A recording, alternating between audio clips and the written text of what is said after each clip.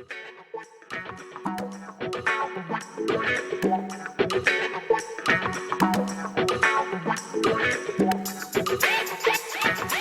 hello, how are ya? We're back here again with another Walk with Matt. Here I am, walking.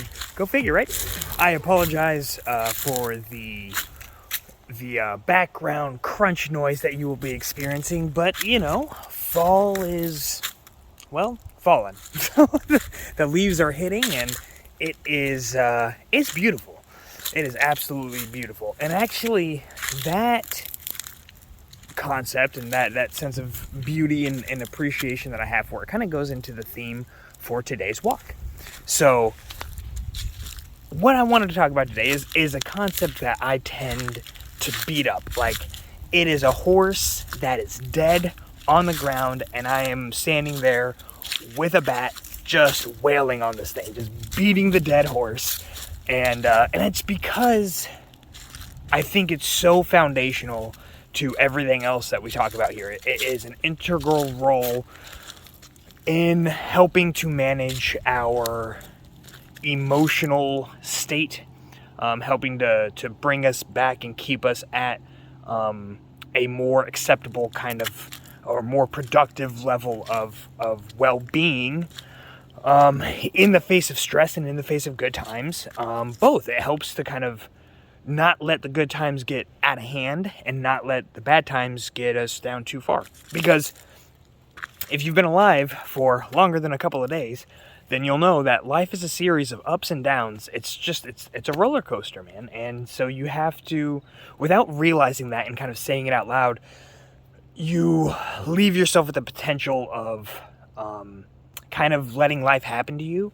Like, oh my gosh, like these bad things just keep happening, or you know, you try to ride the good times too high, and it's, you know, it can be, even the good times, when you let them get away from you, you let your emotional state get away from you, it can kind of create a self-sabotaging situation. And so what is it that I'm talking about? What is the horse that we're beating up? Well, it's simple, one word, it's gratitude. And I think it's very fitting because we're entering the month of the greatest thanks that will be given this year, right? So, us here in America, we will be celebrating Thanksgiving. I'm not interested particularly in going into a history lesson of to why that is. But and for the Americans watching, you know. So, and it doesn't really matter, honestly, because I think Thanksgiving should be celebrated more on like a monthly basis. You know, like they have like these days of the year, like annual National Taco Day or whatever. I think every month there should be a National Thanksgiving. And it doesn't need to be on the scale of the annual one. I'm not saying we need to cook and bake turkeys and do all of that stuff and have all the family over and get super fat. I'm just saying we should be giving thanks consciously as a nation, as a world. Forget that worldwide freaking Thanksgiving at least once a month, because it's that important. And that is the thing that will keep you level, keep your mind level in those moments when you are, when you're getting really high. Because what happens is when you get really high on your highs, what gratitude will give you is a sense of grounding, in that you'll spend the time realizing what it took to kind of get you there, right? So like, you think about the people, if you just, you know, worked on a really big project at work and it was really successful and everyone around you is really happy, if you focus, it doesn't need to be your sole focus too, that's the thing. But if you bring in a sense of gratitude, you'll start to observe things that you may not have observed before, like who was involved, how did the different people contribute to the project, what did you contribute, what did you need help with, what did you give help with, why was it successful? And you can kind of look at those things, and gratitude can almost be brought into and used in conjunction with what we call in the military like an after action review. So if you're going to be looking at the things that happened, and you're going to be looking at, you know, what actions from this should be sustained for future projects, then you come from a sense of gratitude. You're like, well, I'm really, really grateful that this was taken care of, and our team didn't have to worry about it because this team took care of it. You know, they did the research on the data over there. We talk to the people, do interviews, whatever it is. You guys get the idea, right? So the same thing when you're down and not feeling at your best, or you feel like the project is just dragging on. And again, this spans to relationships. This spans to your personal life. But so when you start to get down, what gratitude can give you is a sense of connection and a sense of purpose, even. And which is another horse that we like to beat the crap out of here is purpose. Why? What drives you?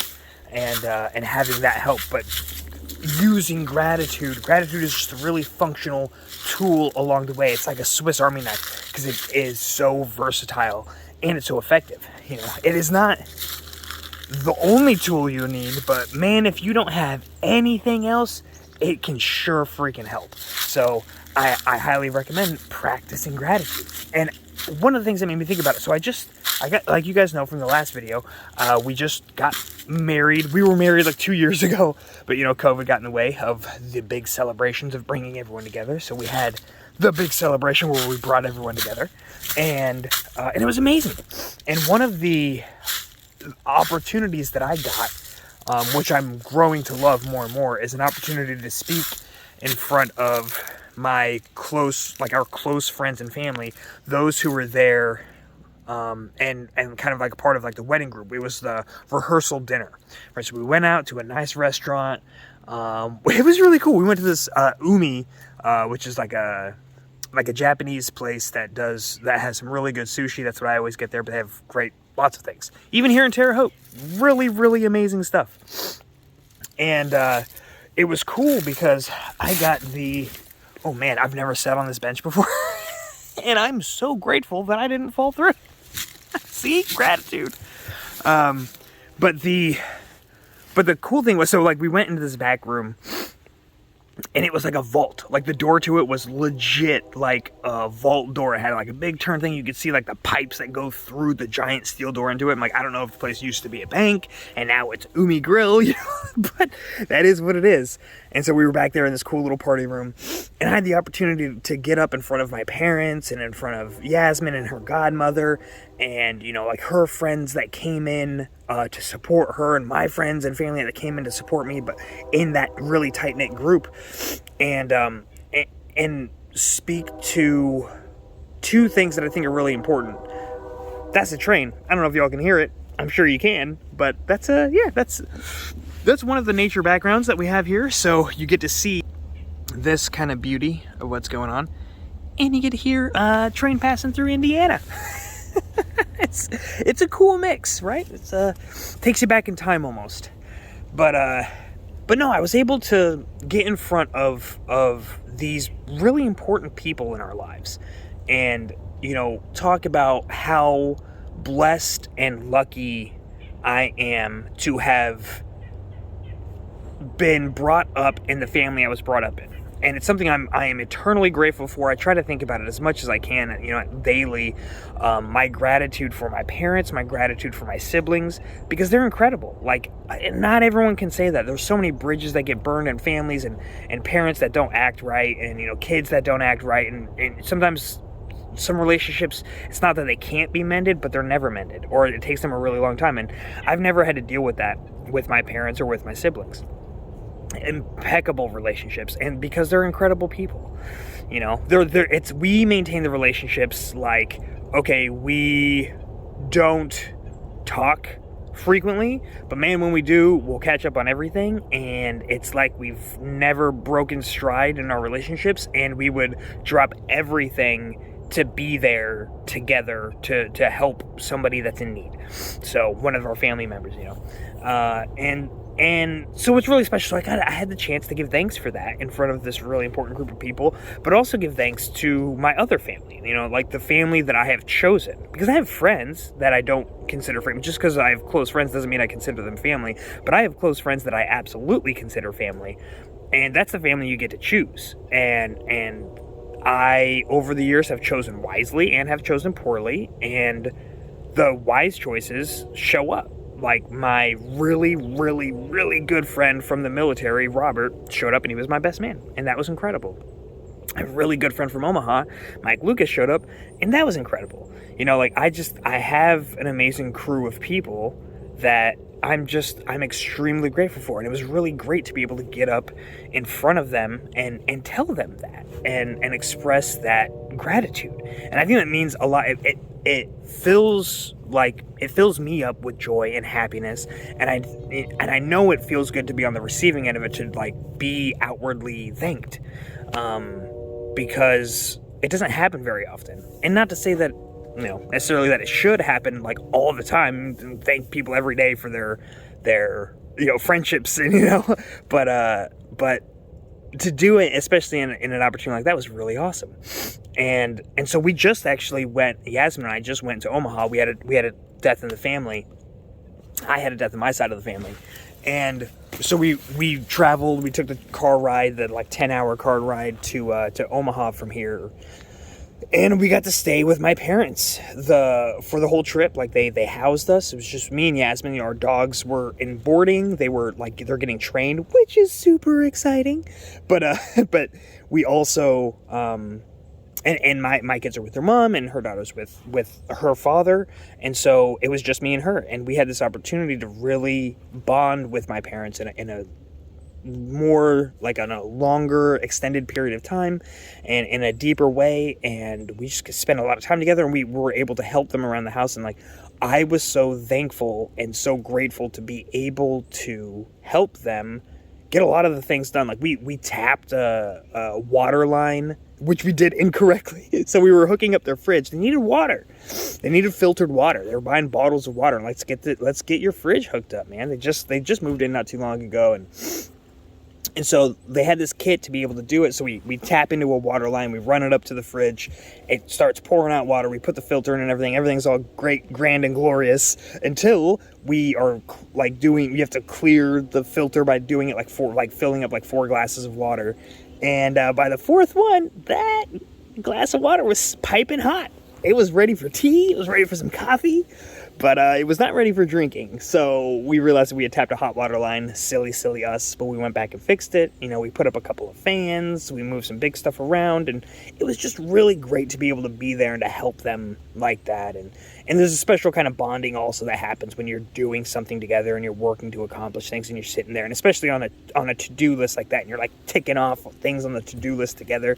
It's great. They were so grateful to have us there. And it was an incredible experience. We got to spend a lot of time with my brother Pat and my sister Ashley, and it was incredible. It was a really great experience. But and I don't say this I don't want people to feel badly because they may not have the same type of family situation that I have, where it's so cloud nine. I recognize that, and that's the reason that I'm grateful, is that I recognize that that's not necessarily common. To have that level of outstanding relationships across the board. And so I don't want you guys to get lost looking at my gratitude, thinking that, well, I don't have that, I can't be grateful. My family is a hot mess, and so there's nothing to be grateful for there. And I mean, there's levels of gratitude, right? You can work your way to getting to being grateful for people that aren't great in your life, that were put there, but you don't have to go there. But you look at the people that are there. You look at the people that have helped you along the way. Even if they're just there for a season, even if they're just there for a couple of years, even if they were really great and then they did something terrible, you can think about the great things that you were able to do with people throughout your life and be grateful for that. And it helps to practice that every day. And the cool thing about gratitude is I created a whole training program, and I'm not here pushing it. The only reason I bring it up is I developed this entire training program around gratitude and how to use it, turning it into an action. It's called Gratitude as an Action.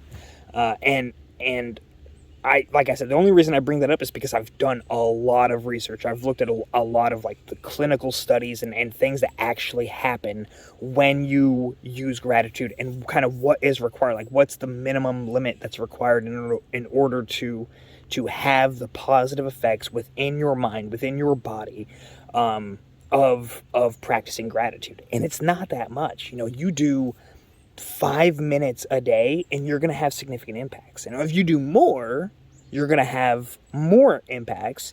But you get to a point where, like, if you're sitting down for like 3 hours a day practicing gratitude, like, maybe we should be doing maybe we should be participating in more actions that result in more gratitude, right? Like, be more participatory. I don't know if that's a word, but it is now, in your life, so that you create more relationships, you create new bonds, and you accomplish more things that in turn produce more gratitude. But if you throw in 5 to 15 minutes of gratitude a day, and you can do this in a plethora of ways that I'm not going to get into now. But if you sit down and write down 3 things that you're grateful for, and you can choose, you can do it however you want. You can pick a couple of categories, like I want to pick a person, I want to pick an experience, and I want to pick a thing, an object, or a capability. I like to think about real basic things like what we consider basic nowadays, but like air conditioning. And right now, as you can tell by the season, heat. I am so grateful for the heat in my house. But then if you backwards track that, if you just go like 3 layers deep, like, okay, how does it work? How did it get here? And you think about, like, okay, in order to get this heat to run, it requires gas. Well, what is gas? Like, how is that done? Okay, well, so there's pipes that run to my house where gas is fed to. Where does that gas come from? Oh yeah, there's people working full-time jobs to ensure that I have gas that is piped to my house at any given moment, so that way I can have heat. Like, that's incredible. And you go to just that kind of level of depth. You spend a little bit of time on each layer digging into that moment, and you do that for 3 different things. That's it. Then you don't have to sit there and be like, oh, did I do enough time? Like, if you do that for 3 things and you go 3 layers deep, you're going to have those positive effects. Like, your body's going to produce the chemicals, which I go into great detail explaining in the training. But your body will produce it, and you will receive the positive results, and it's incredible. So that's really what I wanted to dive into today, was just gratitude, because I've gotten the opportunity to do so many things, and I'm so grateful for so many of them, and to see so many people and develop these relationships. And I will be the first one to tell you that I am probably an exception, not the rule, when it comes to how many things I can be grateful for. But I also think that a big part of that is my long-standing practice with gratitude and understanding how to recognize it, right? And so the more you work on it, the more times you practice gratitude, the easier it kind of comes to you to be able to see. You start to kind of pick it out naturally. It's the same kind of concept like when you buy a car and then you start to see that car everywhere. Well, when you start focusing on gratitude every day, then you start to see it everywhere. You start, oh, there, and at work, and at home, and with my kids, and with my family, and with my friends, and with my coworkers, and my boss. Like, it's cool. It's really cool how it works out. So, just give it a shot, man. Be grateful. I love you guys, and I can't wait to see you here again. I will be doing full production here later this week, and I'll see you guys then.